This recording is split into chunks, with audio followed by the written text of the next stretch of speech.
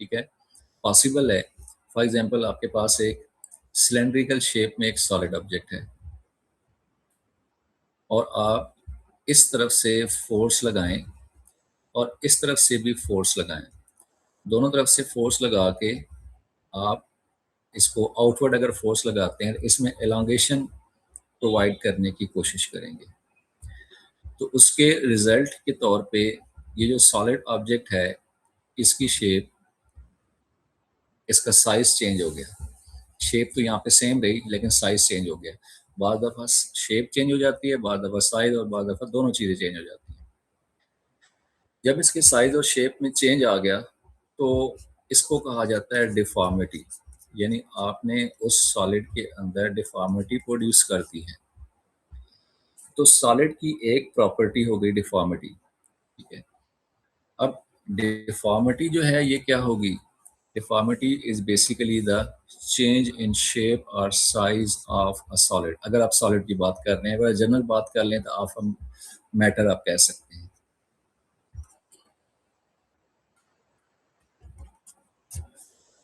Change in shape और size of the object,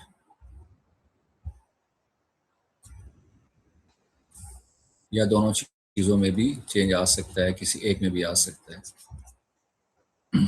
तो solids के अंदर जो आप डिफ़ॉर्मिटी प्रोड्यूस कर रहे हैं, वो आप कोई फ़ोर्स लगा के कर रहे हैं। ये देखिए, हमने यहाँ पर ये जो फ़ोर्स लगाई है, ये इस पर्टिकुलर एरिया पे लगाई है, ठीक है? तो ये वो एरिया है जिस पर फ़ोर्स लग रही है, यहाँ पर ये इस एरिया पे फ़ोर्स लग रही है। तो फ़ोर्स किसी पर्टिकुलर एरिया के ऊपर इन माइक को ऑफ रखें यार, ये बार-बार ये डिस्टर्ब ना करे, वरना मुझे परमानेंटली ऑफ करना पड़ेगा सबका माइक। सो ये हमारे पास जो फ़ोर्स बन गई, किसी पर्टिकुलर एरिया पर ये डेवलप हो रही है। तो इस पर्टिकुलर एरिया पे फ़ोर्स लगाने की वजह से हमने यहाँ पर क्या किया था कि इसका साइज़ चेंज कर लिया। तो एरिया पे फ़ोर्स लगाई है, उसकी वजह से ये ये जो सॉलिड रॉड था, इसकी लेंथ इंक्रीज़ कर दी है, या सम टाइम हम उसकी शेप भी चेंज कर सकते हैं। एनी हाउ, किसी पर्टिकुलर एरिया पे फ़ोर्स लगाने के बाद अगर उसका साइज़ या शेप चेंज हो जाए, तो फिर ऐसी फ़ोर्स और एरिया को कहा जाता है, उसके लिए एक टर्म यूज़ होती है physical, that is known as stress, ठीक है? फ़ोर्स हमारे पास एक वेक्टर क्वांटिटी है, एरिया भी वेक्टर क्वांटिटी है। एरिया कैसे वेक्टर क्वांटिटी है? ये सरफेस एरिया की बात हो रही है, ठीक है? तो सरफेस एरिया हमारे पास वेक्टर क्वांटिटी होती है, उसकी डायरेक्शन को डिस्कस कर लेते हैं।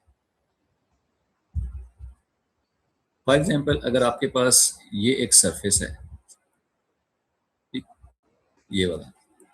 तो इस सरफेस के ऊपर आप नॉर्मल यानी परपेंडिकुलर ड्रा कर दें आउटवर्ड, ये इस एरिया की डायरेक्शन है। डायरेक्शन ऑफ एरिया एन से आमतौर पे रिप्रेजेंट करते हैं। ये यूनिट वेक्टर का ऊपर साइन मैंने डाला है, जो सिर्फ डायरेक्शन को रिप्रेजेंट कर रहा है। या फिर आप इसको ये भी कह सकते हैं कि ये एरिया की डायरेक्शन है। अगर आप इस सरफेस को ऐसे हेल्ड करेंगे, ठीक है, तो फिर एरिया की ये डायरेक्शन बन रही है। तो अब नीचे वाले सरफेस का अगर आपने देखना है, तो वो नीचे वाला सरफेस ज़ाहिर है वो नीचे की तरफ पॉइंट कर रहा है, तो उसका एरिया डाउनवर्ड है। तो जिस भी सरफेस की एरिया की आप बात करेंगे, उस सरफेस का जो एरिया है वो नॉर्मल टू द सरफेस आप जो है उसकी डायरेक्शन को इंडिकेट करेंगे। इसका मतलब है कि एरिया या सरफेस एरिया ये एक वेक्टर क्वांटिटी है। फोर्स भी वेक्टर है, एरिया भी वेक्टर है। हमने ये डिस्कस किया था कि दो वेक्टर्स को जब आप मल्टीप्लाई करते हैं, तो सपोज कर लें एक वेक्टर ए है और एक वेक्टर बी है। इनको अगर आप मल्टीप्लाई करें, तो बाज़ दफ़ा उनका आंसर एक स्केलर क्वांटिटी मिलता है। इसे डॉट या स्केलर प्रोडक्ट कहा जाता है। और समटाइम्स दो वेक्टर्स के का जो प्रोडक्ट है, उनको जब आप मल्टीप्लाई करते हैं, तो वो जो प्रोडक्ट है वो एक वेक्टर क्वांटिटी बनती है। इसे क्रॉस के साइन से इंडिकेट करते हैं, इसे क्रॉस प्रोडक्ट या वेक्टर प्रोडक्ट कहा जाता है। दो वेक्टर्स का प्रोडक्ट स्केलर भी हो सकता है, इसकी एग्जांपल वर्क है, वर्क कभी हमने पढ़ा नहीं है। और दो वेक्टर्स का प्रोडक्ट वेक्टर भी हो सकता है, इसकी एग्जांपल टॉर्क है, ये हम पढ़ चुके हैं। फोर्स और मोमेंट आर्म, ये दोनों वेक्टर, मोमेंट आर्म डिस्प्लेसमेंट है ना, इन दोनों का जो प्रोडक्ट है ये टॉर्क है। बिल्कुल इसी तरह से फोर्स और एरिया को जो आप डिवाइड कर रहे हैं, division can be represented in the form of multiplication. आप इसको force multiply by 1 over area भी लिख सकते हैं। तो ये एफ ओवर ए बेसिकली दो वेक्टर्स का प्रोडक्ट है। तो दो वेक्टर का प्रोडक्ट जो है ये आपके पास एक वेक्टर बनेगा और इसको हम स्ट्रेस कहेंगे। लेकिन आपने अर्लियर क्लासेस में पढ़ा होगा कि force divided by area pressure की इक्वल होता है। प्रेशर में हम इसको कैसे डिफाइन करते हैं? प्रेशर के अंदर आप जो फोर्स का जिक्र करते हैं वो नॉर्मल फोर्स का जिक्र करते हैं। When force is acting perpendicularly on some particular area, then force over area is known as the pressure. अब ये जो प्रेशर है ये बनेगा स्केलर, ठीक है। जबकि फोर्स और एरिया से अगर वेक्टर क्वांटिटी बन रही है तो ये बन गया आपके पास वेक्टर। स्ट्रेस और प्रेशर को अगर न्यूमेरिकली देखा जाए तो ये एक ही चीज़ है, दोनों न्यूटन पर मीटर स्क्वायर है। Force Newton divide by area, so Newton पर मीटर स्क्वायर। न्यूमेरिकली तो ये सेम है, लेकिन इनमें फ़र्क क्या है? एक तो वेक्टर और स्केलर का डिफरेंस मैंने आपको बताया। स्ट्रेस का मकसद होता है डिफॉर्मिटी प्रोड्यूस करना। जैसा कि हमने यहाँ पर स्ट्रेस अप्लाई किया, दोनों साइड पे पर्टिकुलर एरिया पे फोर्स लगाई है, तो उसने डिफॉर्मिटी यानी कि इसकी लेंथ में वो इंक्रीज लेके आ गया। तो फिर ये हमारे पास बन गया डिफॉर्मिटी जो प्रोड्यूस हो रही है, इस वजह से फोर्स और एरिया को हमने कह के यहाँ पे स्ट्रेस कह दिया। लेकिन अगर आप फोर्स ओवर एरिया को उसका पर्पस डिफॉर्मिटी प्रोड्यूस करना ना रखें, हो भी सकता है, लेकिन हमारा पर्पस डिफॉर्मिटी नहीं है, बल्कि हम किसी पर्टिकुलर एरिया पे नॉर्मल फोर्स लगा रहे हैं एज अ प्रेशर, फिर ये प्रेशर है। यानी प्रेशर का काम डिफॉर्मिटी प्रोड्यूस करना नहीं है। लेकिन ये चीज़ आपने जहन में रखनी है कि न्यूमेरिकली ये दोनों सेम चीज़ें हैं। अगर हम डायरेक्शन को इग्नोर कर दें तो फिर ये दोनों इक्वेशंस एफ ओवर ए वैल्यू न्यूमेरिकली जो है ये सेम चीज़ें बन जाएंगी। तो प्रेशर अप्लाई करने से डिफॉर्मिटी प्रोड्यूस हो भी सकती है और मोस्टली होती है, लेकिन हमने डिफॉर्मिटी को वहाँ पर देखना ही नहीं होता। हमारा पर्पस डिफॉर्मिटी नहीं होता, वो अगर हो रही है नहीं हो रही है वो डिफरेंट चीज़ है। स्ट्रेस जब भी अप्लाई करेंगे हमारा पर्पस डिफॉर्मिटी प्रोड्यूस करना होगा। ये इनका एक मेजर डिफरेंस है स्ट्रेस और प्रेशर का। अब इनके अंदर जो एसआई यूनिट है, एसआई यूनिट ऑफ प्रेशर या SI unit of stress, force over area होने की वजह से हम इसको न्यूटन पर मीटर स्क्वायर लिख सकते हैं। अब देखें, न्यूटन पर मीटर स्क्वायर मैं यहाँ अलग से लिखता हूँ। न्यूटन आपको पता है इक्वल होता है kilogram metre per second square divided by metre square. एक मीटर कैंसिल हो गया। सर सर ये स्ट्रेस का भी है? जी, स्ट्रेस, स्ट्रेस या प्रेशर एक ही चीज़ है, न्यूमेरिकली एक ही चीज़ है ये, लेकिन इनकी डिफरेंस जो है वो मैं साथ साथ बता रहा हूँ। अभी आगे प्रेशर का टॉपिक भी आएगा इस चैप्टर में, उस वक्त ये डिफरेंसेस दोबारा से पढ़ लेंगे। अभी मेन चीज़ जो एक्सप्लेन करनी है हमने प्रेशर स्ट्रेस को एक्सप्लेन करना है। तो डिनोमिनेटर में एक मीटर रह गया, जो किलोग्राम पर मीटर बन गया, और साथ पर सेकंड स्क्वायर भी है। इसका मतलब है न्यूटन पर मीटर स्क्वायर और किलोग्राम पर मीटर पर सेकंड स्क्वायर, ये स्ट्रेस की यूनिट हो गई।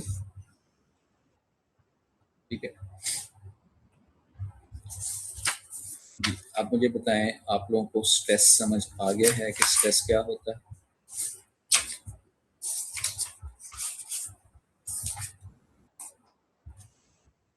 यस और no? What is stress? Yes sir. ठीक है।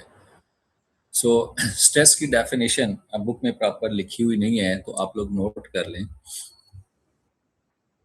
Let's define stress. सर एक बार पिछली स्लाइड दिखा दें. कौन सी वाली? सर 7 में. ये वाली? जी सर, ठीक है. बस हो गया. ओके. अच्छा जी, स्ट्रेस की डेफिनेशन आप लोग नोट कर लें, ये बुक पे नहीं है. Stress is defined as force acting या force applied per unit area to produce deformity.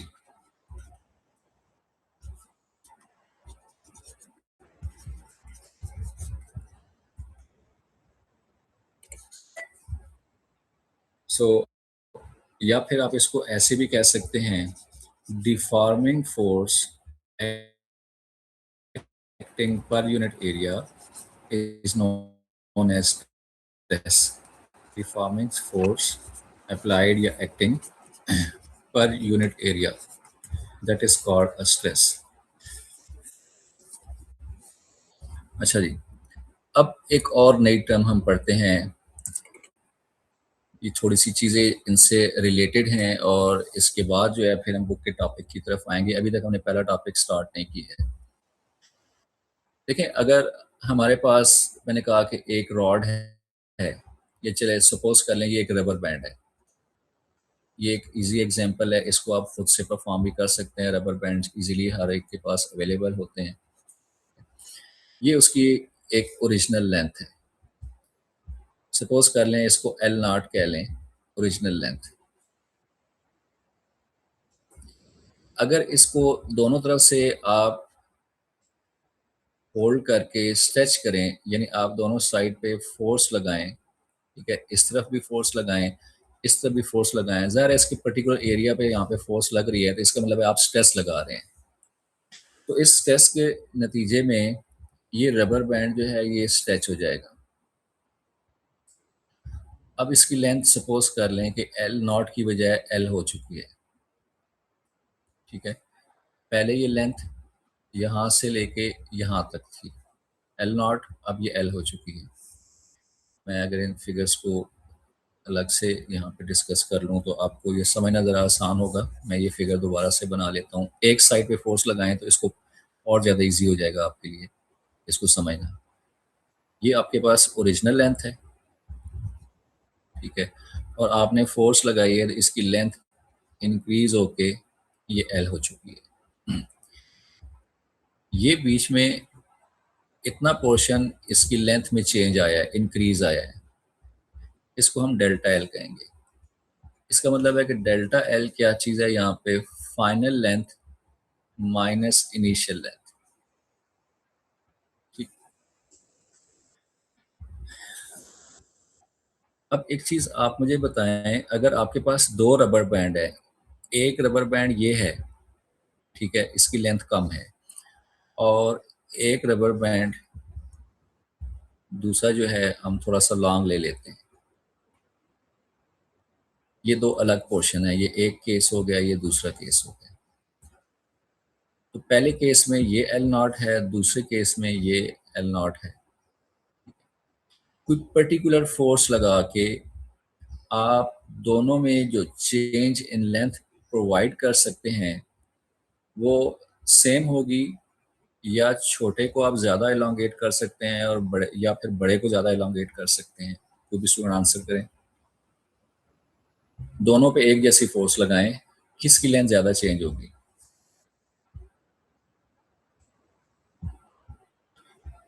नहीं, नहीं पता आप लोग. अगर ये 2 सेंटीमीटर की लेंथ है और इसको मैं इंक्रीज करके 2.5 सेंटीमीटर तक कर लेता हूँ, ठीक है, और ये लेट से 10 सेंटीमीटर की लेंथ है और इसकी भी उतनी फोर्स लगाऊं तो ये 10 से हो सकता है ये 11 सेंटीमीटर हो जाए. तो ये 1 सेंटीमीटर इसमें लेंथ में चेंज आया, और इस 2 सेंटीमीटर के अंदर तो 1 सेंटीमीटर नहीं आएगा. ये भी मैंने बहुत ज़्यादा लिखी है 2.5, तो जितना ओरिजिनली एक ऑब्जेक्ट की लेंथ कम होगी उतना उसमें चेंज भी कम आएगा, और जितना ज़्यादा होगी उतना उसमें चेंज भी ज़्यादा आएगा। ये जो लेंथ चेंज हुई है, ये चीज़, दिस इज़ डेल्टा एल, और ये जो ओरिजिनल लेंथ है, अगर हम इनको कंपेयर कर लें कि ओरिजिनल लेंथ के साथ उस चेंज इन लेंथ का क्या रिलेशन बनता है, क्या रेशो बनती है, क्या कंपैरिजन बनता है। So change in length over original length, इस क्वांटिटी को कहा जाता है स्ट्रेन। मैं इसको दोबारा से डिफाइन कर देता हूँ। बेसिकली जनरल बात कर लें, अगर लेंथ की बजाय एरिया भी तो चेंज हो सकता है।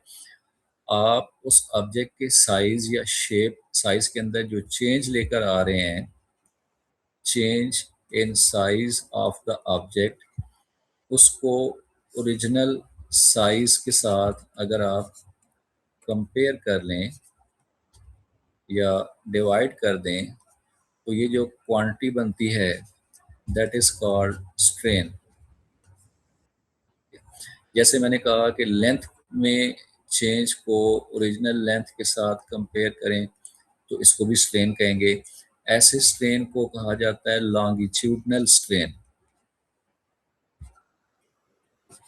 या फिर इसके लिए एक और वर्ड भी लॉन्गिट्यूडनल की जगह पे यूज होता है, टेंसाइल, TENSILE, टेंसाइल स्ट्रेन। ठीक है, दो टर्म्स आपके सामने अभी तक मैंने डिफाइन की हैं, एक स्ट्रेस और एक स्ट्रेन। स्ट्रेस डिफॉर्मिंग फोर्स पर यूनिट एरिया है, आप उसके अंदर चेंजेस लाना चाह रहे हैं साइज या शेप में, और फिर आपने पर यूनिट एरिया जो है उसके ऊपर फोर्स लगाई है, उसको स्ट्रेस कह रहे हैं। और फिर उस स्ट्रेस लगाने के बाद उसके साइज में जो चेंज आया है, ठीक है, उस चेंज इन लेंथ या चेंज इन साइज को ओरिजिनल साइज से कंपेयर कर लें, तो ये आपके पास बनता है जी क्या चीज़, स्ट्रेन। स्ट्रेस और स्ट्रेन, आई होप आपको समझ आ गया होगा। अब स्ट्रेन की डेफिनेशन आप लोग नोट कर लें।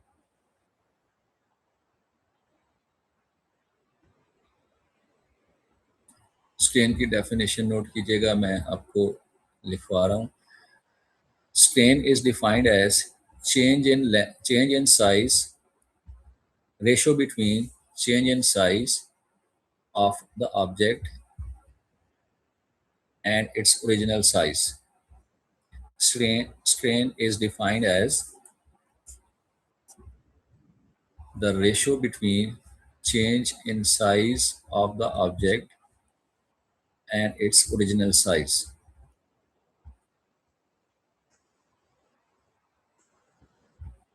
फिर स्ट्रेन की सर टाइप, वापस बता दें एक दफ़ा। strain is defined as ratio between change in size of the object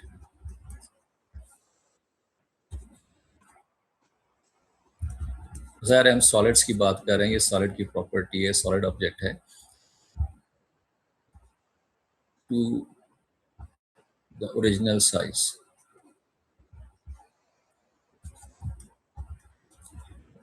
ratio between का वर्ड यूज कर रहे हैं तो एंड का वर्ड यहाँ पर यूज कर रहे हैं।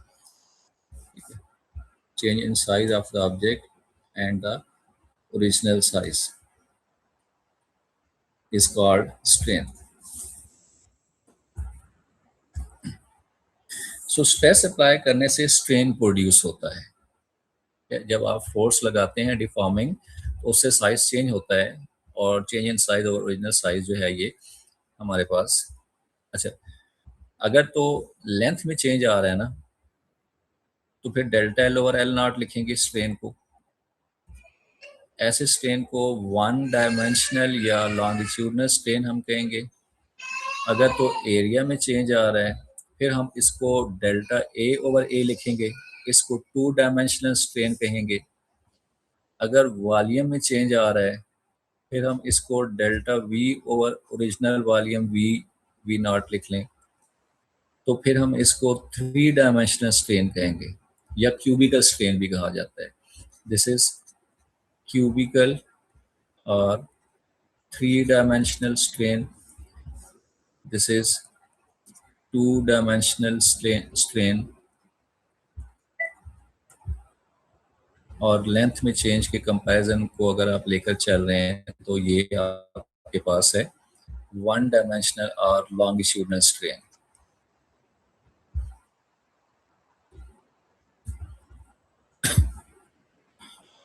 अब देखें स्ट्रेन कोई भी है, चाहे लॉन्गिट्यूडनल है, टू डायमेंशनल है या थ्री डायमेंशनल है, ये दो सेम क्वांटिटीज के दरमियान रेशियो है। ऊपर भी लेंथ है, नीचे भी लेंथ है। यहाँ ऊपर भी एरिया है, नीचे भी एरिया है। थ्री डायमेंशन में ऊपर भी वॉल्यूम है, डिनोमिनेटर में भी वॉल्यूम है। इसका मतलब ये ऊपर नीचे यूनिट सेम है, तो फिर स्ट्रेन की कोई भी यूनिट नहीं बनती। सो स्ट्रेन हैज़ नो यूनिट। अगर किसी क्वांटिटी को कोई यूनिट ना हो तो उसे डायमेंशन लेस क्वांटिटी कहा जाता है। So strain is a dimensionless quantity. Stress की हमने यूनिट पढ़ी है लेकिन स्ट्रेन की यूनिट नहीं है। अब इन चीज़ों के बाद हम अपना रिजल्ट समराइज करते हैं। किसी भी सॉलिड ऑब्जेक्ट में, अब जैसे मैंने रबर बैंड की एग्जांपल ली थी ना, इसके ऊपर आप फोर्स लगाते हैं इधर से भी और इधर से भी, तो जिसकी वजह से ये इलांगेट होके यहाँ तक आ गया। जैसे ही आप इसको रिलीज करेंगे ये दोबारा से ओरिजिनल साइज में रबर बैंड वापस आ जाएगा। ये जो ओरिजिनल साइज को इसने रिस्टोर किया है ना, डिफॉर्मिंग फोर्स रिलीज करने के बाद, ख़त्म करने के बाद, इस प्रॉपर्टी को कहा जाता है इलास्टिसिटी। ये हर मटेरियल ऑब्जेक्ट की प्रॉपर्टी होती है, स्पेशली सॉलिड ऑब्जेक्ट्स। ठीक है, सो इलास्टिसिटी को अब हम डिफाइन करते हैं। It is the ability of a deform body. ये डिफॉर्म बॉडी है ना, जिसमें साइज या शेप चेंज हो जाए, वो डिफॉर्म बॉडी होती है। जिसके अंदर आप कुछ चेंजेस उसकी शेप या साइज में ले आए तो फिर हम उस वक्त इसको डिफॉर्म बॉडी कहेंगे, यानी उस वक्त डिफॉर्मिटी प्रोड्यूस हुई है। तो उस डिफॉर्म बॉडी पे जब हम फोर्सेस को ख़त्म करेंगे या स्ट्रेस को ख़त्म कर देंगे जिसने डिफॉर्मेशन प्रोड्यूस की थी, तो फिर ये ऑब्जेक्ट ओरिजिनल से शेप में जब वापस आती है, इसके इस वापस आने की जो क्वालिटी है या प्रॉपर्टी है या एबिलिटी है, इसको इलास्टिसिटी कहा जाता है। The ability of a deform body to return to its original shape and size when the deforming forces are removed are called elasticity. So page number 118 के ऊपर जो फर्स्ट टॉपिक है 5.1 इलास्टिसिटी वाला, ठीक है, इसका जो फर्स्ट सेंटेंस है जो बोल्ड राइटिंग में आपको नज़र आ रहा है, ये है डेफिनेशन। इसको एज अ डेफिनेशन मार्क कर। तो अब हम अपने टॉपिक बुक का जो पहला टॉपिक है उस पर आ चुके हैं और इसको हमने डिफाइन कर लिया है, और डेफिनेशन से पहले कुछ जो प्री रिक्विजिट्स थे उनको हमने कवर किया है। तो इस टॉपिक को इंशाल्लाह फिर हम आगे कवर करेंगे और कंप्लीट करेंगे। ये डेफिनेशन आप लोगों को याद होनी चाहिए, ये कल मैं आप लोगों से सुनूंगा। The ability of a deform body to return to its original shape and size when deforming forces are removed, this is called elasticity. ठीक है जी, तो ये आप डेफिनेशन को मार्क करें, और मार्क करने के बाद इसको आपने प्रिपेयर करना है, और कल हम इंशाल्लाह जो है फिर आगे इसको डिस्कस करेंगे। और अब तक का जो काम आज हमने डिस्कस किया है इसको ओवरऑल देख लें, हमने क्या क्या चीज़ें पढ़ी हैं। सबसे पहले हमने काइनेटिक मॉलिक्यूलर थ्योरी के बारे में पढ़ा है। इसके ये 5 पॉइंट्स हैं। ऑब्जेक्ट मॉलिक्यूल से मिलकर बनती है, वो हमेशा मोशन में होते हैं, उनके दरमियान इंटर मॉलिक्यूलर फोर्सेज होती हैं, और मॉलिक्यूल्स काइनेटिक एनर्जी पोजेस करते हैं और पोटेंशियल भी पोजेस करते हैं। उसका रीज़न भी बताया। उसके बाद फिर सॉलिड की एक फिक्स शेप है, फिक्स वॉल्यूम है, इसका रीज़न आपसे डिस्कस किया। फिर उसके साइज़ या शेप में चेंज लाने के लिए जब हम चेंज ले आते हैं तो इसको डिफॉर्मिटी कहा जाता है। डिफॉर्मिटी के लिए फिर हमने स्ट्रेस को डिस्कस किया, फोर्स ओवर एरिया, और उसकी यूनिट को हमने डिस्कस किया, और फिर हमने इसको प्रॉपरली डिफाइन कर लिया। उसके बाद फिर हम स्ट्रेन के ऊपर आ गए, change in size over original size. ठीक है, और इसकी टाइप्स देख ली जी, डेफिनेशन देख ली हमने, और फिर इसकी टाइप डिस्कस कर ली, 1 डायमेंशनल स्ट्रेन, 2 डायमेंशनल और 3 डायमेंशनल स्ट्रेन, ठीक है, और इसकी यूनिट नहीं होती। फिर इलास्टिसिटी पे आए हैं, उसको हमने डिफाइन कर लिया। ये सारी चीज़ें इनको रिवाइज कर लीजिएगा, कल इंशाल्लाह आपसे इसकी फीडबैक लूँगा और फिर हम इस टॉपिक को प्रॉपर आगे लेकर चलेंगे उसके मार्क। सर हाँ जी, सर आपने कहा था आप मार्किंग कराएंगे। जी जी, मैं वही अभी बता रहा हूँ, कल ये टॉपिक पूरा करेंगे तो फिर मैं मार्किंग कराऊंगा। ये फिर ओके सर। आपको लिखना होगा, कल इसकी मार्किंग कंप्लीट करेंगे तो फिर वो वेकेशंस के बाद आप सबमिट सर कराइएगा। जी बेटा। सर क्विज नहीं होगा? नहीं, क्विज इस वीक में नहीं है।